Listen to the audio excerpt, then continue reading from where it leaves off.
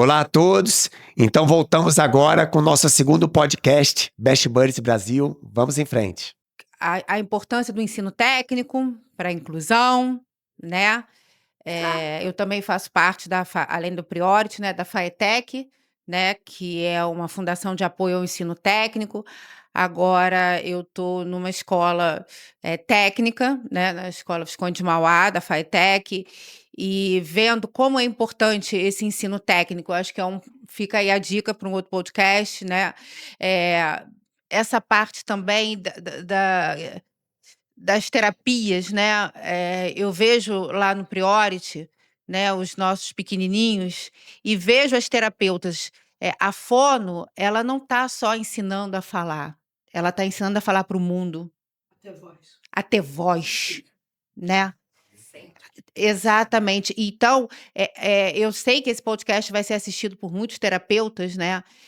Pensem nisso, né? Quando você estiver ali fazendo a terapia com uma criança de 2 anos, ensinando a brincar, né? Essa voz que esse adulto vai precisar ter, né? Então, tem tantas coisas que a gente pode falar, precisa falar.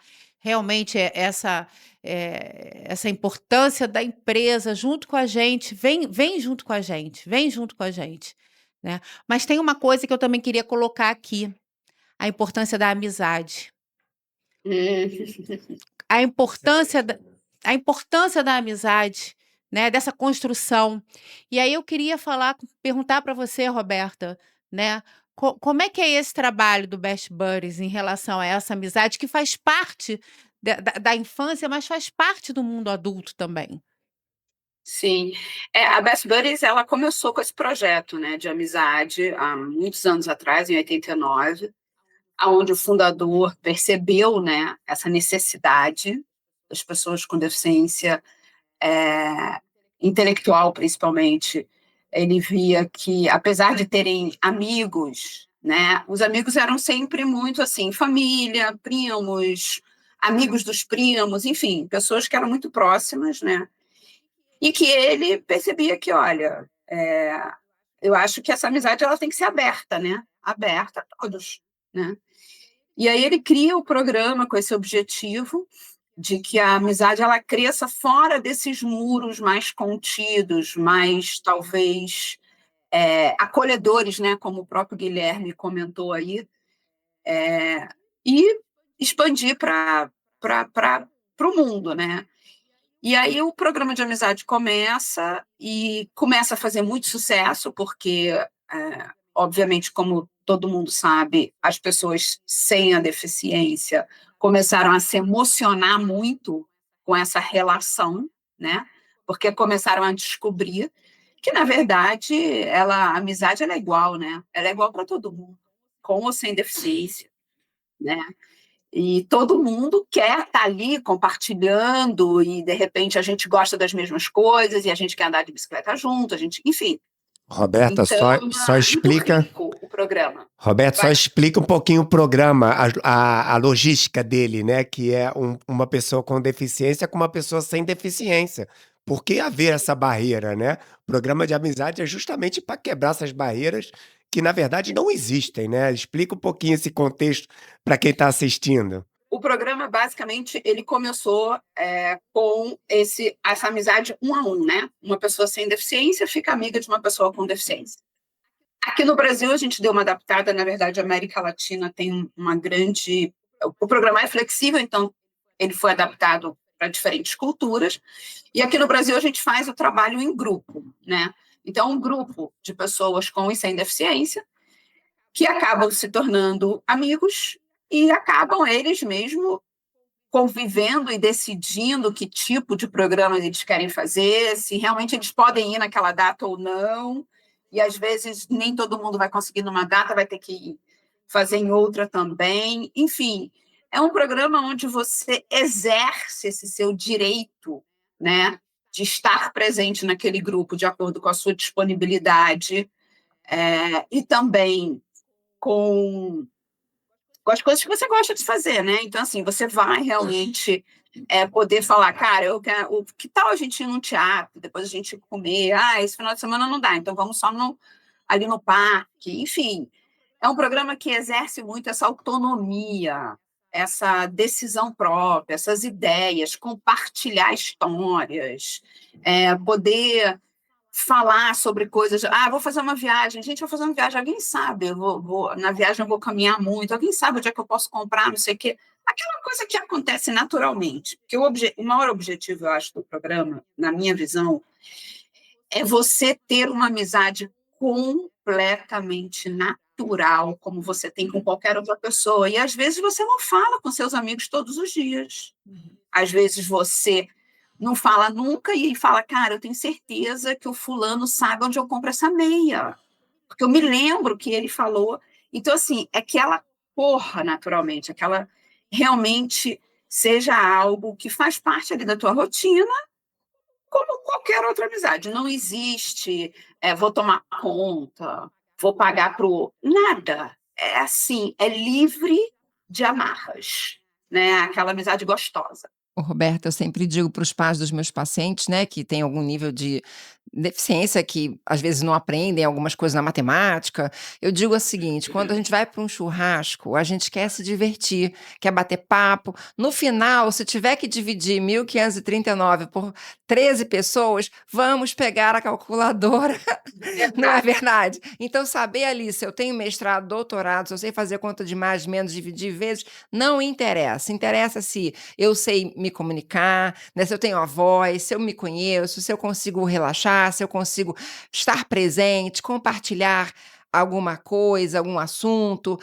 Então, e eu falo isso sempre para os pais, que por isso eu acho que assim, o ápice, né, do desenvolvimento é o poder estar no mundo de forma agradável. Essa maturidade que a gente diz, né, é poder se relacionar, saber que as nossas ações vão ter consequências, saber que nós vamos assumir essas consequências com ou sem apoio, com ou sem o amigo do lado, né, com qual amigo eu vou contar naquele momento, porque a gente aqui já estamos numa idade, né, 30 a mais, e a gente até hoje conta com tanto apoio, Gui, assim, é tão natural pra gente ligar para um irmão, ligar para uma mãe, ligar para uma amiga, que assim, é isso, adulto escolher os seus apoios e saber que as suas ações vão ter consequências, mas que você vai ter sempre, né, alguém do teu lado que você possa confiar, e as amizades, então, são esse ponto de equilíbrio, né? Eu queria trazer um depoimento, e eu vou olhar um pouquinho assim através das câmeras, porque de fato aqui no back, como é que fala? Na parte de trás, no back. Os bastidores. Nos bastidores, eu estou aqui revendo um querido, né, o Daniel, que esteve conosco 1 ano, morando lá sozinho, experimentando, né, tendo essa vivência. Mas eu queria trazer o depoimento do que ocorre na Moradia para a Vida Independente, né? Num prédio onde moram 300 estudantes sem deficiência, e nós somos 10, são 10 apartamentos exclusivos para pessoas com deficiência, tudo junto, tudo misturado. Não tem um andar específico, é tudo misturado. E num primeiro momento, esse ambiente, ele se levantou. Você quer falar? Você quer falar? Tá, porque senta aqui. Eles depois vão dar o jeito. Eles depois vão dar o jeito. Primeiro, assim, o prazer de estar aqui ao lado do Daniel, que teve essa experiência, e eu vou deixar ele falar. Só queria comentar que tem, assim, para nós que estamos na gestão do projeto, nós observamos no início uma inclusão natural, então você tem aqueles moradores que têm a personalidade extrovertida, e naquele ambiente de 300 vizinhos típicos da mesma idade viraram verdadeiros vereadores, era só levantando a mão e falando oi, oi, e todo mundo conhecia, porque são extrovertidos, e tem aqueles que são mais tímidos, e que aí você... É isso, é da vida.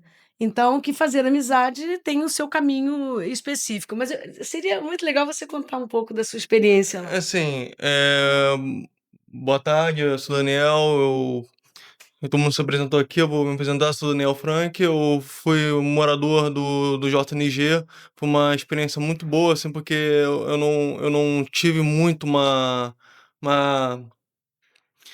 uma experiência, assim, em casa, como, vamos supor, cozinhar, lavar, fazer, pagar as contas, ou até tirar o lixo, essas coisas assim, eu não tive por falta de eu tive uma educação muito boa, mas eu nunca tive a oportunidade de ter que cozinhar, assim, qual é o planejamento para cozinhar, qual é o planejamento para, assim, fazer macarrão, como é que faz macarrão, como é que faz carne.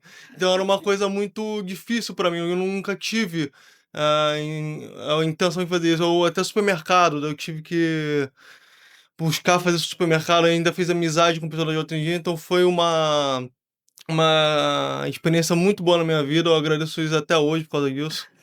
Mas e o ambiente lá? O ambiente era ótimo, assim, muito diferente pra mim, assim, uma coisa que assim, quando falaram pra mim, você vai ter que morar sozinho, eu falei, o quê?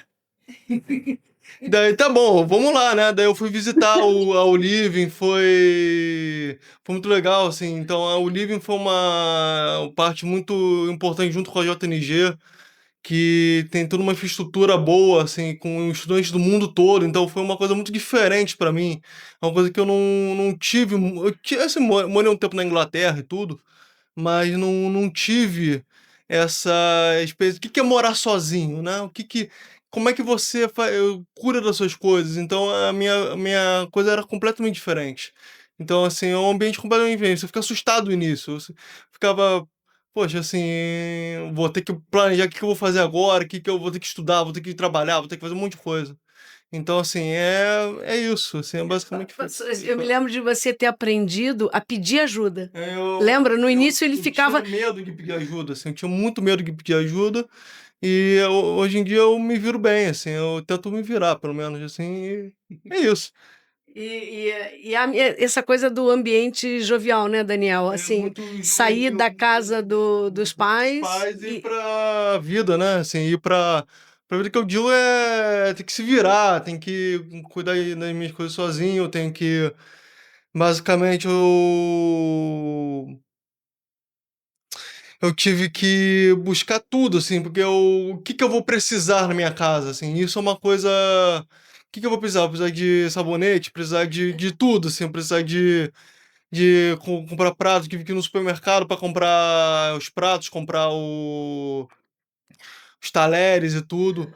Então, assim, eu confesso que é bem desafiador, assim, no início, mas depois traz uma boas experiências, traz uma boas lembranças. Eu diria que traz boas lembranças essa experiência minha. E obrigado, Flávia. imagina, o poder, a potência dos pares, né? A potência dos pares, eles têm que estar entre nós nos procuramos, né? E aí é onde a inclusão ela vai acontecer na prática. E por isso que eu te falo, Guilherme, você fala como qualquer jovem. Esses desafios e angústias, eles são inerentes a qualquer jovem. Mas E poder estar junto e sentir que, se eu pedir, eu vou aprender a pedir ajuda para aquilo que. E não ter essa. Né, se sentir à vontade nesse Sim, sim. ambiente e aprender dos todos. Agora, isso é uma coisa legal, só falar, a geração nova, né? O ambiente na U-Living é muito legal, mas também tem esses jovens, porque são personalidades. E aí tem aqueles, por exemplo, eu lembro, talvez você lembre de a gente lá na base falando, eles são muito antipáticos. O Dudu reclamava. A gente reclamava que Eles eles são não falavam. preconceituosos. Uma coisa Assim, eles sentem, né? E Sim, sim. sentiam pessoas. Sentiam, assim, a gente sentia uma certa distanciamento, assim, do pessoal da Olivem, assim, mas no final, assim, a gente acabou meio que sendo com o nosso próprio grupo, assim, então a gente criou uma amizade já pra vida toda, eu e o Dudu, eu e o Nico, é isso, sabe? Então foi muito gratificante, foi muito bom. Muito legal. Bom, então é isso. A potência dos pares. queria também saber de você, porque assim, na Best Buddies eu ouvi muitas histórias, né? E aí o que acontece é que ouvi também história ao contrário, né? Então, assim, dos pais terem essa, vamos dizer, coragem, né? De falar, não, é isso aí, vai lá, mora sozinho e tal. Tem uma história em particular que me pegou, que eu escutei, que foi quando uma pessoa que participava do programa de amizade, ele era uma pessoa sem deficiência, ele liga para uma família e fala: olha, eu queria convidar o filho de vocês para ser meu padrinho de casamento. E a mãe fica no telefone assim: não, não precisa fazer isso, gente. Imagina, muito obrigado, mas fica tranquilo. Aí ele: não, mas eu tô tranquilo, tô super tranquilo, porque eu tô ligando para convidar o meu amigo para ser padrinho do meu casamento. E aí ela contando é muito emocionante, porque ela fala: olha, demorou ali uns 10 minutos para entender, entendeu? E foi o mesmo processo que eu vivi quando ele saiu de casa para ir morar, fazer a faculdade dele e morar lá no dorm dele, entendeu? Então ela falou: é um processo todas as vezes, porque eu já deveria ter aprendido que ele tinha amigos, mas aí eu precisei passar pela segunda fase, que foi entender que ele também poderia fazer faculdade e morar sozinho, e lá foi ele.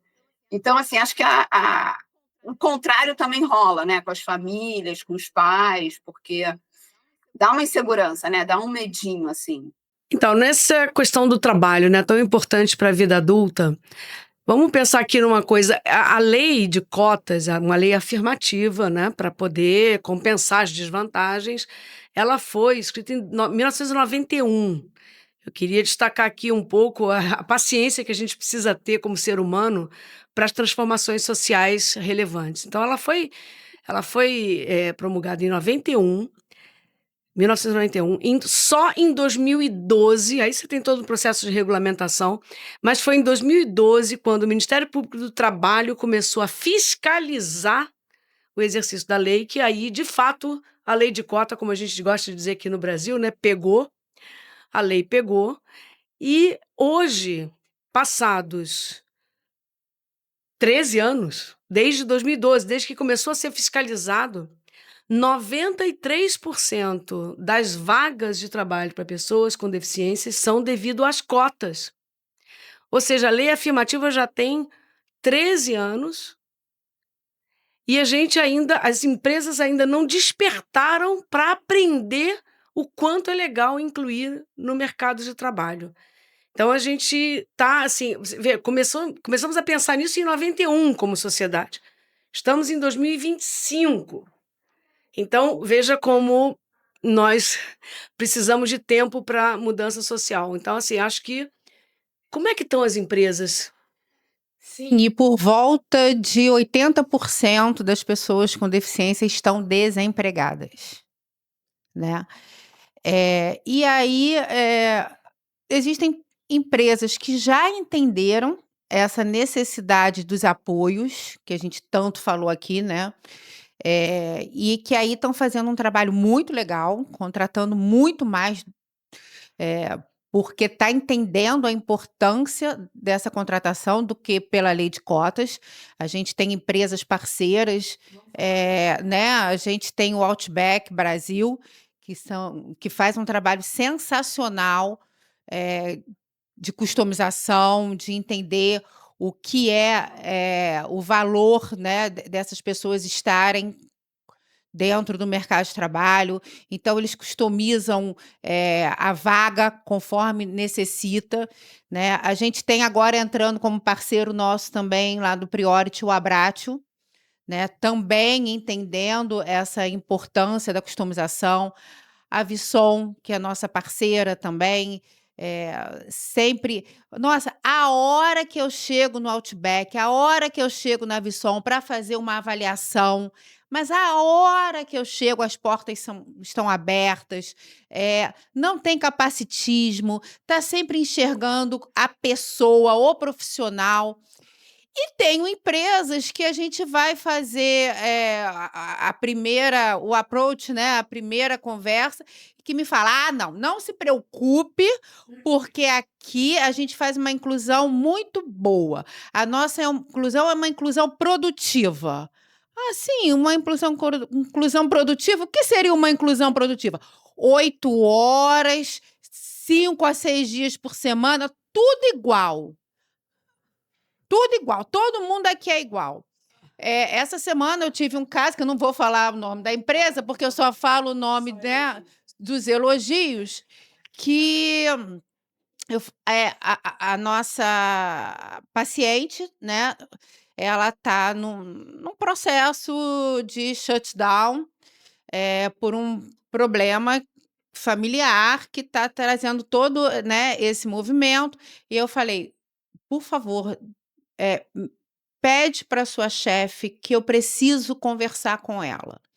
E a resposta que eu tive foi, a minha chefe entrou em contato com o médico do trabalho da empresa, e o médico do trabalho acha melhor não conversar. Não conversar. Não conversar comigo, não quer conversar entendeu? Com a pessoa que é responsável por ela. Porque, isso é algo que tem que se resolver internamente. E isso cada vez está sem apoio, né. Então, assim, é uma responsabilidade muito grande, porque isso não é ter deficiência ou não ter, né, isso é uma visão que não é uma visão biopsicossocial, que é a visão que todo mundo hoje precisa ter da deficiência, que é a visão que o Priority tem, que é a visão sempre baseada que o JNG tem, desde o início, né, que a gente, né. Então assim, é preciso que as empresas entendam que não é porque ele vai trabalhar 6 horas, né, Guilherme, que ele vai deixar de ser produtivo, né. Não é porque, ele vai precisar sair, de repente, algumas horas antes para fazer a terapia, que é tão importante, que ele vai deixar de ser produtivo. Produtividade não se conta por hora de trabalho. E equidade não é igualdade. Então, assim, E Ana Paula, eu vou te falar uma coisa, não me surpreende nada a história lá atrás que a Flávia contou no início, quando ela foi para a Inglaterra, porque lá na Inglaterra, eu sei porque eu morei lá há muitos anos, as pessoas sem deficiência, elas têm essa oportunidade, isso é uma qualidade do mercado de trabalho lá. Muitas vezes você só pode trabalhar 3 vezes por semana. Muitas vezes você só pode trabalhar 6 horas por dia e você não tem nenhuma deficiência. E isso é acolhido lá, porque é exatamente o que você está falando. O fato de você trabalhar 6 horas ou trabalhar 3 vezes por semana não quer dizer que você não entrega, não quer dizer que você não está capacitado, não quer dizer que você não tem assim, alguma diferença para o outro profissional que tenha disponibilidade de estar todo dia. Então, assim, isso na verdade não é um preconceito só com as pessoas com deficiência, isso é um preconceito em geral. Isso é um negócio que é completamente, mas que assim, tem uma forma. muito, mas que tem muito. E hoje em dia o que a gente mais Sim, E hoje em dia o que a gente vê muito nas empresas e nos nossos ciclos de amizade também, são pessoas ditas típicas, né, sem nenhuma deficiência, sem nenhum diagnóstico, mas com burnout, não com depressão, com crises de pânico, com ansiedade. Então eu acho que flexibilizar, né, é para todos, não só para aqueles que têm sim um diagnóstico e precisam de um apoio maior, como para outros também que podem ser produtivos, mas que precisam ser acolhidos.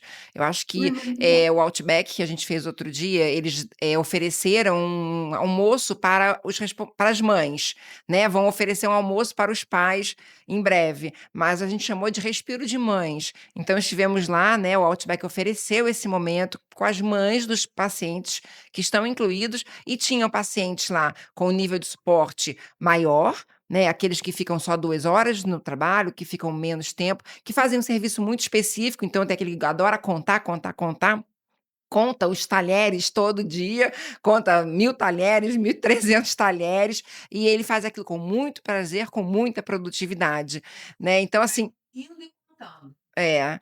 sim. E isso é muito interessante, porque é um potencial, é necessário, é produtivo e ele pode fazer melhor do que muitos, né. E eu acho que descobrir o que eles precisam, o que eles querem é importante, porque às vezes a gente tem isso, né: "Ah, tem uma vaga, aí vamos botar então nessa vaga", mas espera aí, quem a gente vai botar nessa vaga? Ele quer essa vaga? Esse trabalho combina com o desejo dele de crescimento? Então, acho que também isso tem uma visão, né? A NEAP tem essa visão de conhecer esse processo, conhecimento do desejo, não só da família, mas principalmente do jovem, para que faça essa customização da vaga em relação ao horário, em relação do que vai ser feito, do tipo de suporte.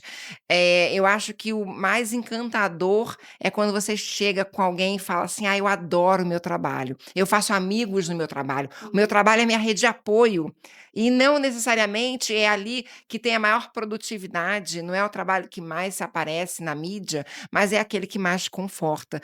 Então, outro dia a gente estava no Priority em Porto Alegre, e a menina dizendo, é uma psicóloga contando que ela saiu com outras psicólogas, dizendo que as psicólogas mal, com burnout, com crise de ansiedade, não estavam bem nos seus ambientes de trabalho. Psicólogas, sem diagnóstico. E ela falou, nossa, eu tive até um certo receio de dizer o quanto eu estava sendo bem acolhida dentro do meu ambiente de trabalho, porque isso hoje é muito raro. Eu tenho primas que trabalharam no mercado financeiro, tiveram burnout, tiveram crise de ansiedade, foram medicadas, se afastaram do trabalho, e eu vejo quanto isso é doloroso, né? Esse mundo corporativo, quanto ele não respeita ninguém, não é aquele que tem uma deficiência ou não, eu acho que e incluir eles talvez seja mostrar para essas grandes empresas que eles precisam ter esse mesmo acolhimento com todos, não só com aqueles que têm um diagnóstico. Flávia, até eu ia falar já passando a bola para você, né. Ana, quando você fala, do papel e a Aline também, das empresas, é engraçado, né, às vezes muitas empresas ou seja, só se move se tem uma lei, né, se tem uma lei de cotas ou alguma coisa, mas a gente quer uma sociedade melhor, não quer? Tá todo mundo reclamando da sociedade, dos problemas de violência e outros que eu não vou nem entrar aqui. A gente quer uma sociedade melhor. Mas nós, como empresas, como pessoas, não damos um passo para uma sociedade melhor. Ia passar a bola para a Flávia estava ali antes do início, me falando da porcentagem, né, de pessoas com deficiência, né, a cada 1.000 pessoas tem X. Então imagina uma empresa que tem 1.000 colaboradores. No quadro de funcionários dela, tem famílias que têm gente com deficiência na família.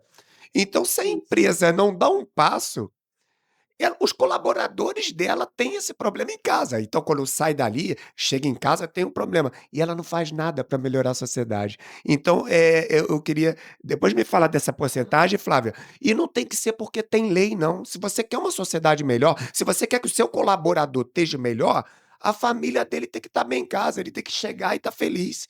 Então se nada é feito para melhorar, não vai melhorar. Então a provocação para as empresas e para nós todos é o que a gente está fazendo para melhorar a sociedade. Me fala um pouquinho, Flávia, desse percentual e um pouquinho, disso que eu comentei. Eu estava falando que a questão da deficiência, e eu quero chamar, sobretudo agora, a neurodivergência, porque a deficiência fica muito caracterizada, mas a neurodivergência, ela é mais camuflada, né? E aí entram também essas outras situações que muitas vezes não estão ali diagnosticadas. Então, se falar disso, então, eu nem sei a estatística, mas falando da deficiência, como a pessoa se categoriza ou se avalia, né? A deficiência, ela está ao alcance da nossa mão. Ela está do lado da gente, estatisticamente falando, né? Eu vou falar do dado do censo de 22, mas sem entrar nos detalhes, porque diminuiu o número, eu não entendo muito bem por quê, mas tem que dar o dado oficial. São quase 15 milhões de pessoas. Não, é que diminuiu, em 10 anos diminuiu, eu não entendo, mas eu não vou. Isso é um outro podcast. São 15 milhões de pessoas com deficiência. Então, quando você associa a deficiência ligada à velhice, porque o envelhecimento anda de mão dada com a deficiência, né? Você vai ficando limitado pelo próprio ciclo da vida. Se você se você somar as deficiências natas ou adquiridas de jovens, etc., com mais o processo de envelhecimento, nós estamos falando de 25% da população. 25%. Então, assim, está do teu lado. Está do teu lado. Se não está dentro da sua casa, está de um parente. E se não está de um parente, está de um amigo ou tá do vizinho. Flávia, É não um tá ao alcance da mão, tá ao alcance do coração. do Exato. aí se está ao alcance da mão, vamos olhar, né, com o coração. O mínimo é compaixão. Eu prefiro empatia, porque a gente tem que ser proativo. Então, assim, eu acho que tem uma coisa que eu acho muito legal também das empresas, quando você estava falando de contar talheres, que é entender as competências e a sinergia que você pode criar no processo de inclusão, porque muitas vezes, na função de um colaborador, existem tarefas que para eles, para alguns colaboradores, aquilo não diz nada. E, de repente, para um outro perfil e uma outra pessoa, aquilo é maravilhoso. Contar talher, o cara se realiza contando talher. E aí você tem um cara que está trabalhando ali, um colega que tem outras habilidades, fala, putz, vou ter que contar talher. Então essa pessoa entra contando talher e fala, cara, você é o máximo. Você é meu colega mesmo, entendeu? E o rapaz falou assim: eu conto. Quantos talheres você conta? 800, 900 talheres. Mas às vezes vem mais e eu vou contando, e eu vou contando. E eficiente, de uma forma eficiente. E essas são e aí é onde entra, né, o especialista de emprego apoiado, que é o caso aqui que a gente está falando da Ana Paula e de um trabalho que a gente obviamente está ligado e comprometido. E aí onde entra o saber, porque não adianta só ter boa vontade. A compaixão é a mola, mas não é suficiente. Não é suficiente dizer merece, é legal e tal. Tem que saber organizar esse trabalho para que ele seja realmente valorável, que agregue valor. E outra coisa importante, porque a gente está falando daquele que vai contar o talher, daquele que vai fazer um serviço, né, que às vezes é mais repetitivo, a gente descobre talentos, né? E aí os patrões se apaixonam por esses talentos e não querem largar mais, né, Gui? E até perguntar para o Gui, eu queria essa semana, tem 2 semanas, né, Gui? Eu fui à Visson fazer uma reunião que a gente faz sempre, né? E aí, há 3 anos atrás, contar essa história. Quando eu fui fazer a primeira reunião, a equipe sempre acolheu, de uma certa forma, o Gui, mas eu via ali uma certa dificuldade, era início. E aí você, claro, como profissional, né, e estudioso do tema, você vai criando as ferramentas, você vai criando. Não é qualquer um que pode fazer, né? Você tem que ter um estudo para isso. É uma metodologia. No Priority, a gente começou com a metodologia do emprego apoiado, depois a gente juntou essa metodologia do emprego apoiado ao método Priority, e hoje nós temos uma metodologia de empregabilidade e autonomia. Então, você tem que saber fazer. Mas há 3 anos atrás era um tipo de trabalho que o Guilherme fazia. Há 2 semanas eu cheguei, né, na empresa para fazer a avaliação, e aí, assim, o Guilherme chegou na empresa, eu vi do 3º andar uma pessoa quase se jogando de felicidade, porque o Guilherme chegou. E ele chegava a fazer assim com as mãos, né? E aí falou: Guilherme, sobe, sobe, sobe. E era uma pessoa da equipe, né? E ali eu falei assim: ai, Tá incluído. tá incluído. Ali o meu coração descansou. 3 anos depois eu falei assim: Guilherme é imprescindível para a equipe. Ele é importantíssimo para a equipe. E aí, Gui, eu queria que você falasse um pouquinho sobre essa sua relação com a equipe e como foi essa construção. Bom, pois é, né? Há 3 anos atrás, quando comecei, eu era só um estranho no ninho, vamos ser bem sinceros, diria aquele filme. Então, assim, quando eu comecei lá, eu comecei a trabalhar em áreas de som. Não eram muito as áreas que eu entendia tanto quanto eram as de vídeo, embora sei que, obviamente, trabalhar com filmes é o audiovisual, né? O próprio nome diz. Mas eu sempre fui mais na área de vídeo, entendia bem mais o conceito na área de vídeo. Então eu tentei primeiramente como um pequeno dublador. Aí eu pegava as cenas e dublava. Eu ainda estava me descobrindo ali. Eu sabia mas a gente estava também passando por um período muito complicado, que era a ascensão da IA. Então muitas empresas estão começando a ficar com menos vontade de investir em novos dubladores e mais na questão da IA. E aí eu estava passando por esse perrengue, porque era também sacanagem, né? Acabei de chegar no trabalho, descubro uma vocação, aí vem Essa IA. aí vem o cara e diz assim: ah, não, agora a gente tem IA, a gente pode fazer coisa e tal, e eu vou. E aí eu fiquei tipo, poxa. Aí, aí eu falei, como é que eu vou provar minha habilidade se eles vão fazer isso? Enfim, aí um dia eu apresentei, eu falei pro meu chefe que eu sabia trabalhar com vídeo e tudo mais, e eles tinham uma sala que também tinha área de vídeo. Então eu fui lá e mostrei algumas das habilidades. Aí eu comecei com legendagem de alguns filmes, depois fui fazendo edição, e foi por isso até que eu fui chamado para trabalhar com eles. Porque eles viram as habilidades que eu tinha na área de vídeo e eram bem convincentes para eles para fazermos alguns trabalhos. Vou te cortar rapidinho, né? E aí, nesse momento que ele entrou na sala de vídeo e começou, o Daniel Frank, que esteve aqui com a gente, foi fazer estágio na Visson. E o Guilherme foi a pessoa que foi importante, né, para ensinar o Pro Tools, a legendagem. Então, aí já era um outro nível que ele estava. Ele não estava mais aprendendo, ele já estava ensinando. Passando com esse Então, legal. Então assim, eu já estava, ao me inserir nessas áreas de vídeo e até mesmo é, trilhar um pouco esses momentos, hoje em dia eu já tenho aí algumas tarefas que geralmente são passadas para mim quando se trata da questão de vídeo. Embora eu pessoalmente também acho que eu quero tentar outras coisas além disso, como por exemplo, atuar em algum filme. Eu sempre gostei quer dizer, sempre gostei, obviamente, não é bem o termo, porque sempre né, desde o início, mas no início eu obviamente não imaginaria que eu iria ser um ator, né? Que eu ia gostar de atuar. E muita gente no espectro tem medo só de até se apresentar diretamente. Então, assim, foi essa trilhagem de momentos em que eu tive que passar pela sensação de poder me expor diretamente pela câmera foi, na verdade, uma conquista. Então, eu hoje em dia gostaria de poder participar de filmes como um ator, talvez me consagrar futuramente. Eu tenho algumas ideias que quero levar adiante, até mesmo para Hollywood alguma hora. Mas assim, é um mundo bem mais diferente comparado ao que eu tô inserido nesse momento. Então então assim, o que eu tô fazendo nesse momento na área de pós-produção é o que tem sido sempre direcionado e eu gosto.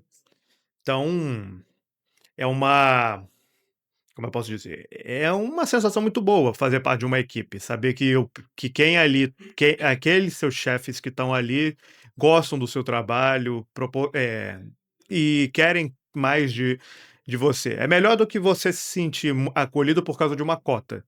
Eu sei que muita gente eu sei que muita gente pode discordar de mim diretamente pela questão da cota, você é breve com esse assunto também, mas é que assim, não há nada de errado, obviamente, em termos cotas em que há pessoas que vão ser inseridas, porque tem gente que precisa, mas muitas vezes empresas usam a cota mais só por um motivo de serem obrigados do que pela vontade de acreditar que tem talento numa área. E eu acho que todo mundo tem. A gente só às vezes não esquece de procurar e descobrir. Excelente palavra, né? Acho que é um fechamento muito interessante. Gente, quanto conteúdo, né? Quanto assunto, né, super importante para a sociedade que a gente extrapolou até o tempo planejado. A gente tem pessoas aqui com outros compromissos, reuniões e tudo mais. Eu queria. A Aline está até com um compromisso agora, né? Aline, dá um desfecho seu aqui para você correr para o seu compromisso. Queria agradecer sua presença, tá? Dá um desfecho seu, que eu sei que você tem uma reunião correndo. Depois cada um vai dar um desfecho aqui, porque maravilhoso. Tudo Ó, muito, muito fiquei bom. extremamente feliz, agradecida e honrada de estar aqui, Roberta, Flávia, Ana, Guilherme. É muito lindo poder ouvir as histórias do Guilherme. Não é a primeira vez que eu participo de um podcast com ele ou que vejo ele falando sobre a sua trajetória. É uma trajetória que remete às nossas trajetórias e eu tenho muito prazer em participar desse movimento. Eu sempre trabalhei com as crianças muito pequenininhas, como eu falei no início, mas eu vim me apaixonando por esse propósito. E hoje ele também é um propósito da minha vida, estar perto dessas pessoas maravilhosas que eu venho conhecendo com o tempo, que eu venho admirando e que eu venho desejando que sejam muito, muito, muito felizes. Obrigada. Bom, para deixar aqui um recado, primeiro o agradecimento, que realmente foi um papo que a gente não viu o tempo passar. Isso mostra que foi muito bom. E falar assim, um convite às pessoas que a gente sabe, né, e sente que não é por mal, mas às vezes as pessoas não chegam perto, não se aproximam de pessoas com deficiências, que você olha e fala, não sei chegar, não sei o que eu falar. Chega perto, chega muito próximo, fala com a pessoa, porque eu vou te dizer, não é só por ela não, porque às vezes até enche a paciência deles, né? Não está nem a fim de falar, mas para toda a sociedade, o que a limitação de pessoas inspira aos outros, que também têm limitações, é o quanto você tem que ativar a sua escuta, o quanto você tem que ativar a sua observação, o quanto você tem que ativar a sua criatividade para chegar em alguém.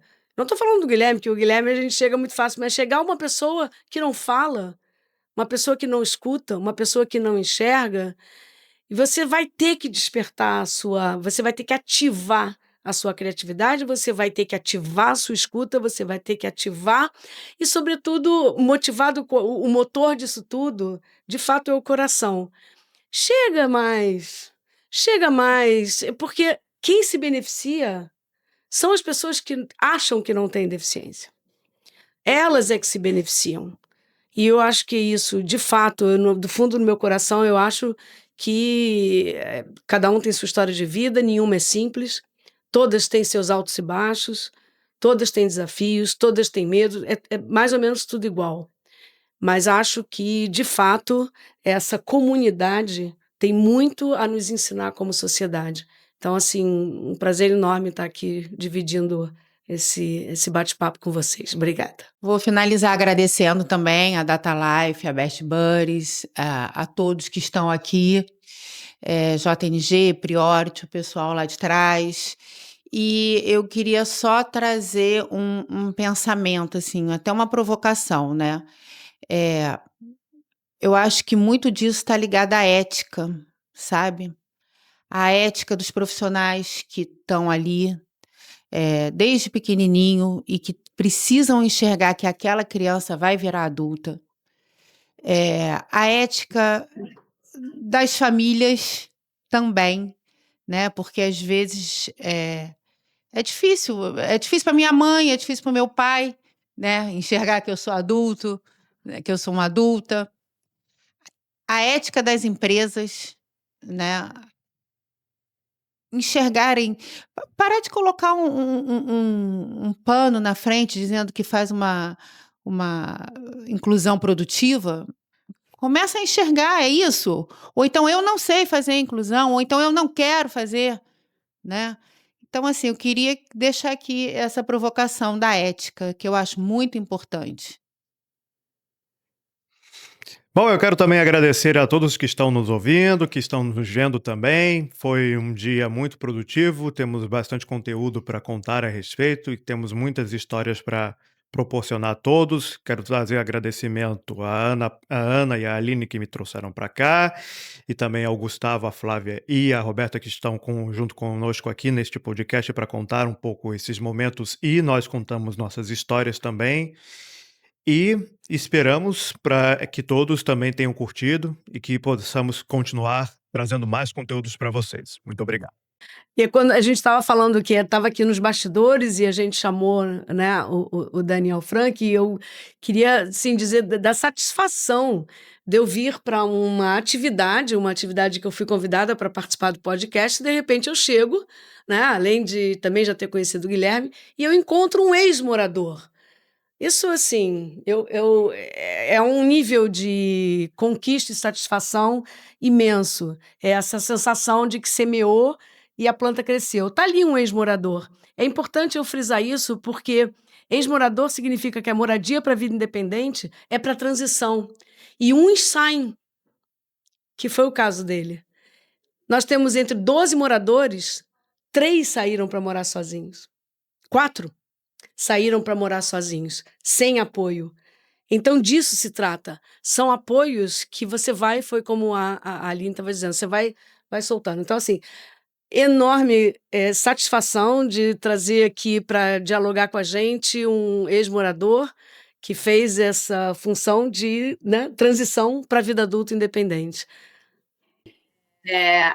Bom, eu queria agradecer principalmente a Data Life, que está proporcionando essa oportunidade da gente fazer o podcast. Eu claramente estou muito emocionada porque eu sempre achei de suma relevância a gente poder passar informação de qualidade, que eu acho que muito do que a gente discutiu aqui é falta de informação de qualidade para as empresas, para a sociedade, para as pessoas em geral. Então, eu estou muito grata à Flávia, à Aline, à Ana Paula, ao Guilherme, a todos que estão participando, por terem se vulnerabilizado, contado suas histórias, compartilhado. Com certeza, eu vi que esse não vai ser o único podcast, a gente ainda vai ter muitos outros podcasts. Lembrar que o Daniel está ali atrás, ele está participando de toda a filmagem, organizando as câmeras. Então, assim, gente, assim, para mim, é uma emoção gigantesca, porque essa ideia eu já tive há muito tempo e eu estava com muita dificuldade de encontrar um parceiro. E, para minha felicidade, um amigo de infância do meu irmão comprou essa ideia. Obrigada, Gustavo. Também chegou o meu momento de finalizar. Queria agradecer todos, né, todos pela participação. Que debate maravilhoso. Complementando um pouquinho o que a Ana falou, né, da ética e tal, eu ia falar qual o papel de cada um na sociedade, né?